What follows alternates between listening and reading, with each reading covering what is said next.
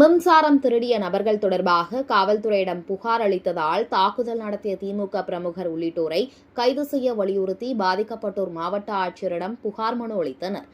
முக்கூடல் பகுதியைச் சேர்ந்த சண்முகராஜ் அப்பகுதியில் சேவை மையம் நடத்தி வருகிறார். திமுக பெண் கவுன்சிலர் வீட்டில் மின்சாரம் திருடப்பட்டதாக கூறி ஆதாரங்களுடன் மின்வாரிய அலுவலகத்தில் புகார் அளித்தார். இதனை அடுத்து அதிகாரிகள் ஆய்வு மேற்கொண்ட நிலையில் கவுன்சிலர் தரப்பை சேர்ந்த 5 பேர் தன்னை தாக்கியதாக சண்முகராஜ் குற்றம் சாட்டினார். காயமடைந்த அவர் அரசு மருத்துவமனையில் சிகிச்சை பெற்றார். இந்த சம்பவம் தொடர்பாக காவல்துறையினர் வழக்கு பதிவு செய்திருந்தாலும் இதுவரை யாரும் கைது செய்யப்படவில்லை என கூறப்படுகிறது. இதனை அடுத்து சண்முகராஜ் திருநெல்வேலி மாவட்ட ஆட்சியர் அலுவலகத்தில் மனு அளித்து தன்னை தாக்கியவர்களை உடனடியாக கைது செய்து நடவடிக்கை எடுக்க வேண்டும் என கோரிக்கை வைத்தார்.